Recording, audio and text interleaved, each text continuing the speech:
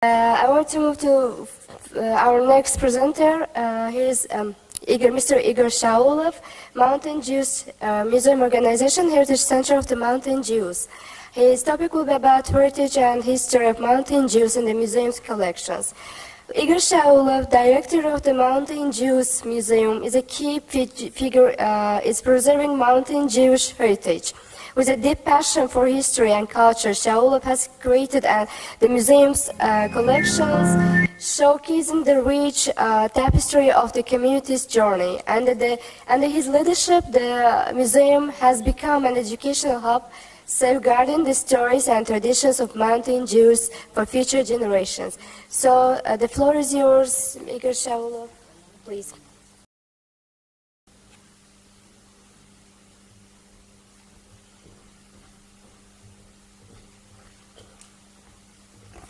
Good day, ladies and gentlemen. I actually plan to speak in English, but mainly all the people speak Russian, so I'm going to change the style of the presentation, and it will be completely different. So first of all, I would like to show to you a small video about our museum and about our last Jewish settlement in the world out of Israel. Please.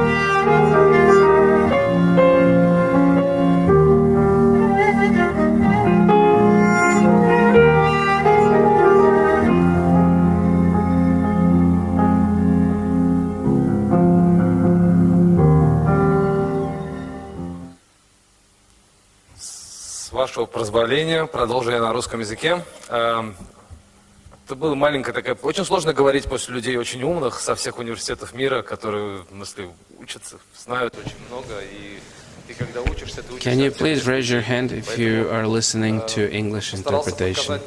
Thank you. I just tried to provide you with a snapshot of what our museum is all about and why are we using it. Actually, this is the only museum of Mountain Jews in the world. There's no other museum like that. It's probably located in the best place. It's called the Jerusalem Caucasus, the Caucasian Jerusalem. It was called the Red Settlement. Previously it used to be called the Hebrew village, and then it was renamed into Red Village. The Red Village is the factory of the Jewry speakers. This is the place where children are speaking Jewry, where older people are speaking Jewry, the adults are speaking Jewry, and may it be like this always. This is the only one museum, no other like that in the world, and it has absorbed all the aspects of the Mountain Jews history throughout centuries to this very day.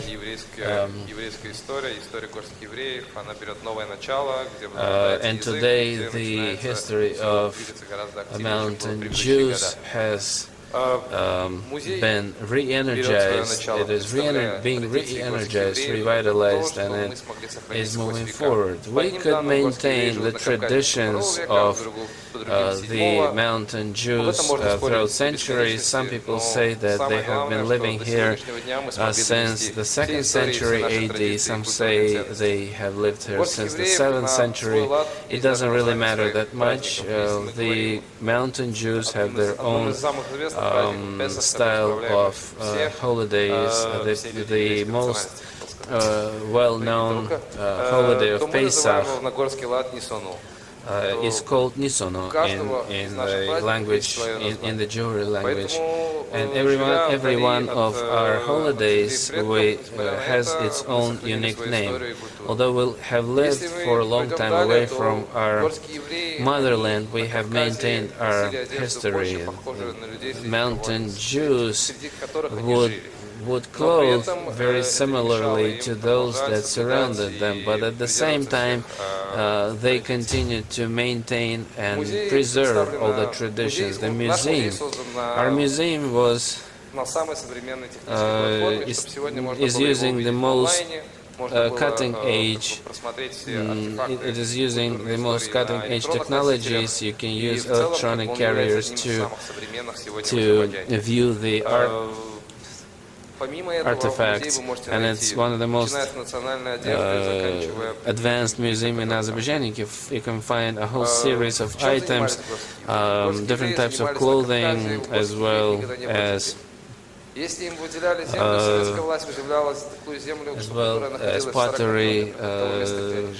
Mountain Jews have never had their own land. The Soviet government has always allocated land plots for them that were remotely located about 40 to 50 kilometers away from the city, and then for the most part they would be growing tobacco, they would be into the winery, and all of those activities did not require large areas. They were producing the natural dyes for carpets, and for example in the Red Village the Jews had their own ornament that made these carpets look distinct from other carpets. On top of that, the museum contains information about the major rabbis that used to live in the Caucasus region. There's information about the repressed people, as well as historians that studied the life of mountain Jews. You can receive that information, listen to it, and I would like people. It would be great if people participating in this conference, if they have some free time, that they would visit the conference. So if we did not mention something here during the conference, you can always find that information over at the museum. Also, there's information about the Jehuri language, about all the newspapers and other press media that were used back then. The most sorrowful stand of our museum is one that is dedicated to Holocaust. Many people think that the Caucasian Jews have never been subject to the sorrows of the Second World War. The three most bloody events took place in Bogdanovka, Parfenovka, and Medzhinsk. A huge community of mountain Jews resided in Nalchik, which was saved by the mayor, who said to the Germans that these people, they confess Judaism, but they are not Jews. The Germans tried to find out who they are. They sent letters to Berlin to find out who these Jews are, who these people are that profess Judaism.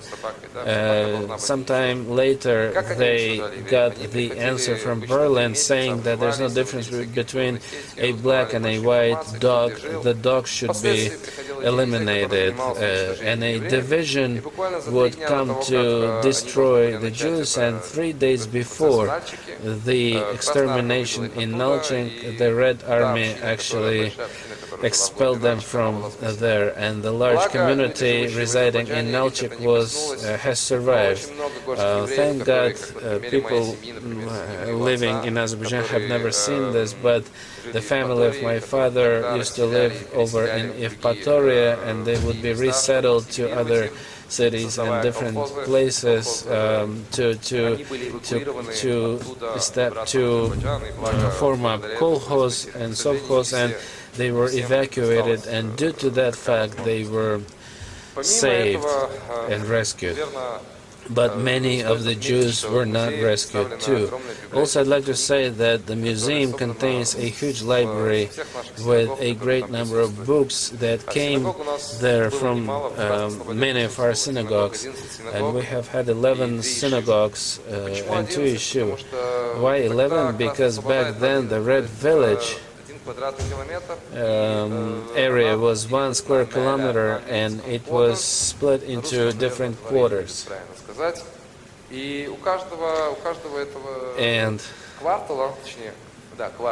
And every quarter had its own synagogue. People would resettle from different towns and cities, whereas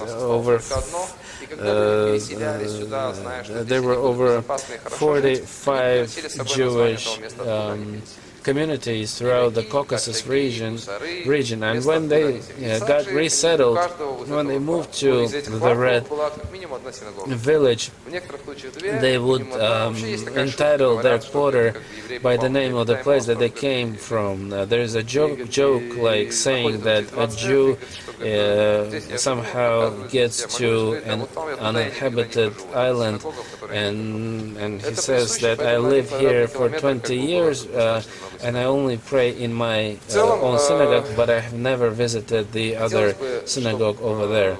So the number of synagogues was very big. So I'd like to say that it'd be great if we could increase the number of artifacts, that we could fill our museum up with more information, and I would be grateful to you if you could add some of your knowledge, if you could contribute your knowledge or information or facts.